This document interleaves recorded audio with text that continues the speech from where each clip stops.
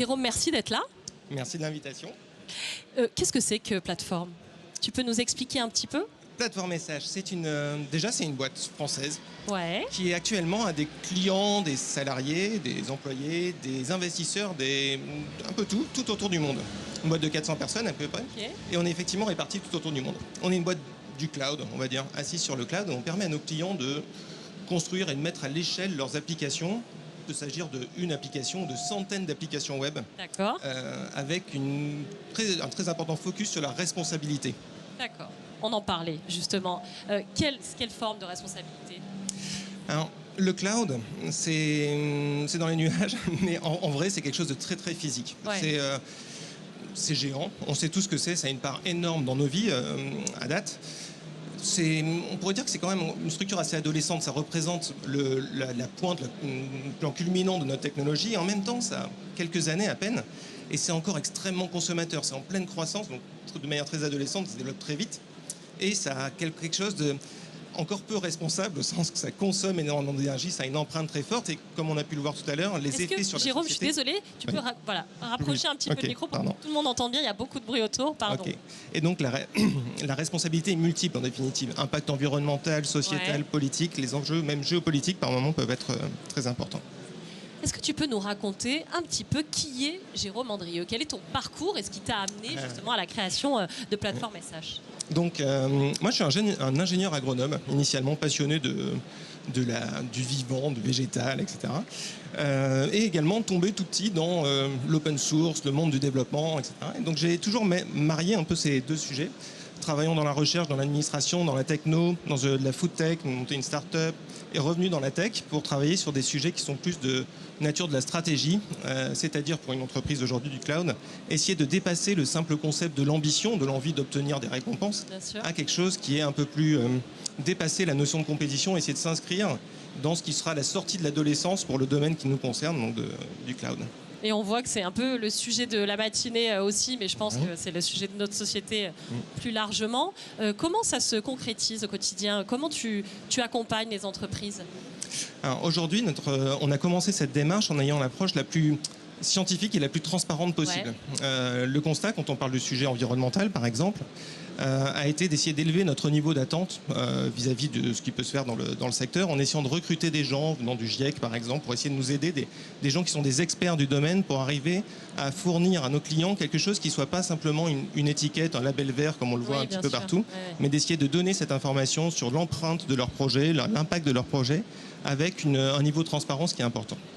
D'autres aspects, cela dit, qui sont plus sociétaux, par exemple, visent dans l'entreprise à avoir des pratiques qui sortent un peu aussi du domaine qu'on peut trouver dans cette industrie, en s'engageant sur plus de parité, plus d'équité dans l'entreprise, plus de responsabilité sociale, en essayant, par exemple, pour garantir ça, de s'inscrire dans des démarches d'entreprises à mission, en l'occurrence, dans notre cas, de B Corp, donc de Benefit Corporation, en essayant de s'engager sur ce sujet qui est donc à facettes multiples. C'est quoi aujourd'hui les ambitions de Plateforme SH hors celles que tu viens de nous décrire pour l'avenir? Comment tu vois votre engagement?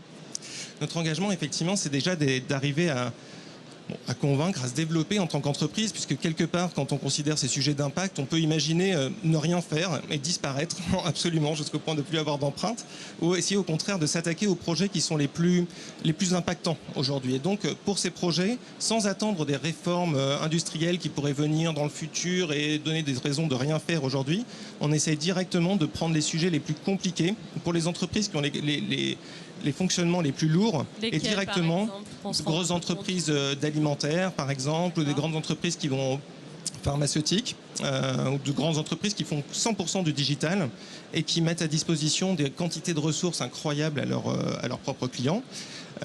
Les aider à réduire considérablement déjà sur ce qu'ils font aujourd'hui leur empreinte, en pratiquant quelque chose qui dans le monde du numérique est possible et qui n'est pas facilement possible dans le monde de l'ingénierie du vivant, par exemple, qui est de compacter énormément les choses. Personne n'aime être vraiment très compacté, ou l'élevage industriel paraît être quelque chose qui est horrible pour les poulets, par exemple.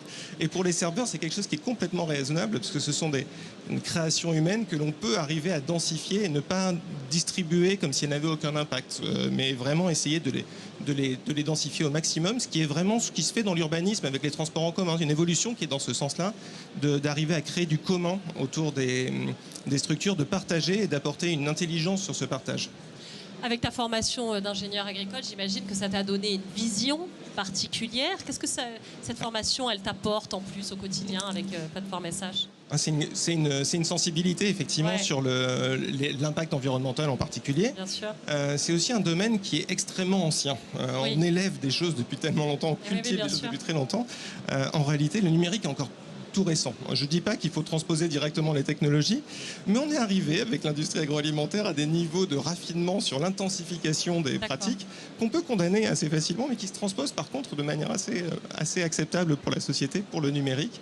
Je pense qu'il y a quelque chose d'assez intéressant sur le retour, justement, sur le fait d'essayer de sortir des modèles très très productivistes, arriver à intégrer des dimensions plus humaines, plus respectueuses de l'environnement et de la société, des humains.